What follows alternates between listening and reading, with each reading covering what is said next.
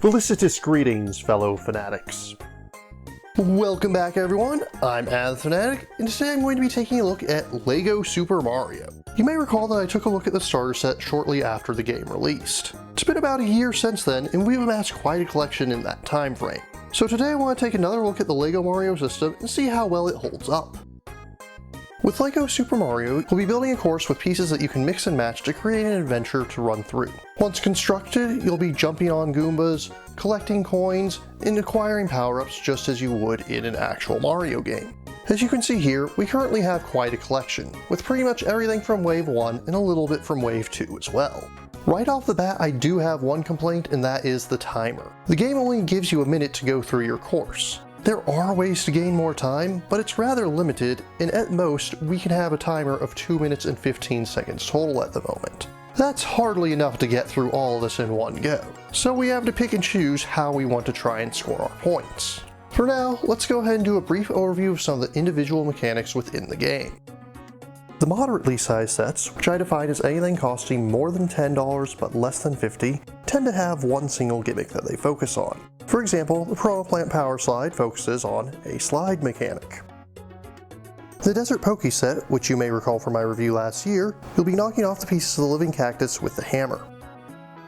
The Boomer Bill Barrage set reimagines the overused spinning mechanic. Like many other sets, it has an easy and hard mode, but once again, LEGO Mario has no way to differentiate between the two. In the Thwomp Drop set, you'll be moving LEGO Mario back and forth as the Thwomp repeatedly lowers down until finally it attempts to crash down upon you. Once again, there's both an easy and a hard mode for it, and yet again, LEGO Mario does not differentiate between the two. The most disappointing set to me is Mario's house in Yoshi. It really comes with nothing more than what it says. The hammock itself can be used for the Sleeping Mario Easter egg, but you can lay him down anywhere and he'll do it just the same. There is a star block inside of Mario's house if you open up the roof, but you can get that in other sets too. Meanwhile, Yoshi himself is sorely underutilized. All you really get to do with him is have Mario talk to him for a few coins. Considering Yoshi is both one of the most iconic power-ups and one of the most iconic characters in the series, you would really think they would have done more with him. Larger sets naturally have more variety to them. In the Toad's Treasure Hunt set, you not only have both Toad and Toadette, which Mario can talk to for a few extra coins, you'll also have 3 treasure hunt boxes, which are hidden, and I use that term loosely, in a number of places. You also have another spinner, another slider, and these Cheep Cheeps, which are great in concept, but there's a bit of a problem with them. They're supposed to spin around, which is easy enough to do. The problem is that when you hit them hard enough for them to actually spin around, Mario doesn't register it as a jump and doesn't get coins for it. In King Boo's Haunted Yard, you'll have a couple things you can do for coin spots. But the main draw of it is, of course, King Boo itself, who serves as somewhat of a boss fight. You'll spin the swoopers repeatedly to slowly spin King Boo upwards, and eventually cause him to fall down where you can deliver the final blow.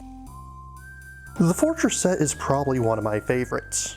Not only does it come with Bob-omb, which works differently from other enemies, allowing you to play a game of chicken to earn extra coins, it also has a number of fun flippable gimmicks. But of course, the biggest and baddest set of the initial release was undoubtedly Bowser's Castle. In addition to towers with Boo and Dry Bones enemies, you also have a lot of terrain here. But of course, the main draw of the set is the boss battle against Bowser himself, which will be done in 3 stages. Firstly, you have LEGO Mario jump on these pads to lift the statues of the Bowser off. This actually takes quite a bit of force, and I'm always surprised just how hard you have to hit it to make this work. After that, you'll place Mario on the central platform and swing him back and forth to slowly knock Bowser down. Once Bowser finally faceplants, you'll deliver the coup de grace by jumping on his back 10 times. A bit lengthy, but it does indeed feel like a proper boss battle.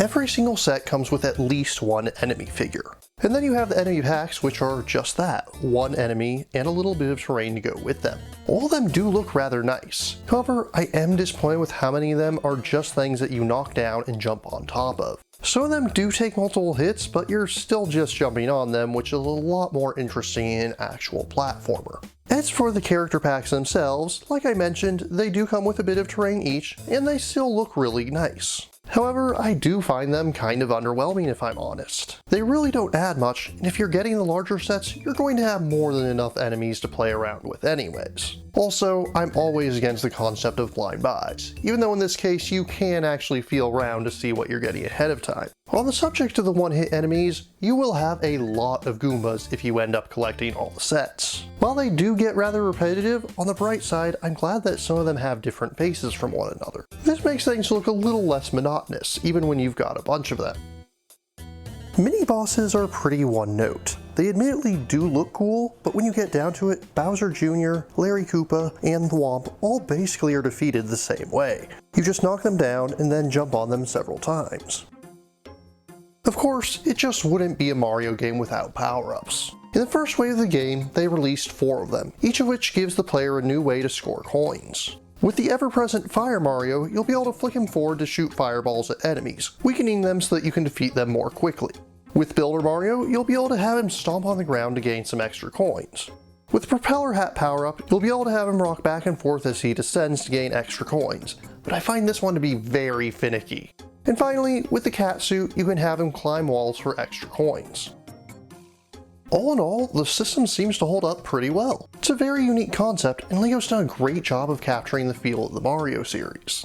While not every set has been great, some like the Poke set and the Piranha Plant slide are very unique in different mechanics from the rest, while King Boo and Bowser both serve as interesting and unique boss fights. I do wish that there were less spinners and sliders than they have in there. They really need to stop reusing those so much. Luigi's just been released, and with him the option for multiplayer. And a few of the newer sets, which we don't yet have, focus on allowing players to work together as a team.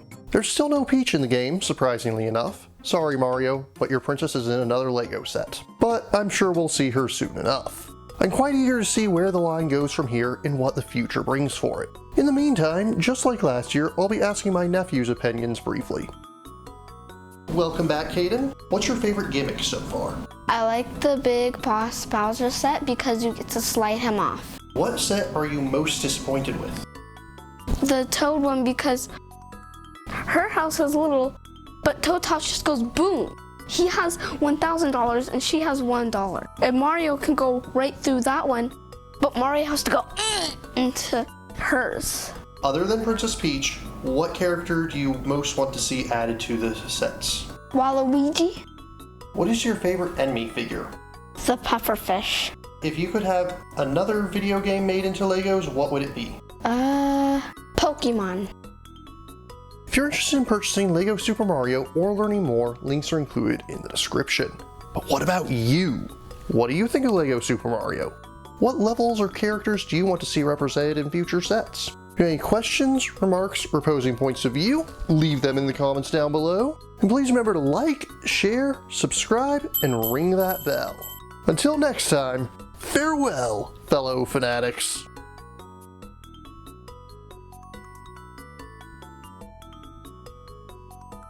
Thank you again for watching. I have plenty more to share with you if you're interested. You can click up here above my head to subscribe to my channel. You can click over here on my monitor to see the most recent video that I've worked on. Or if you prefer, you can click up here to open this mysterious vault and see what video that the YouTube algorithm has picked just for you.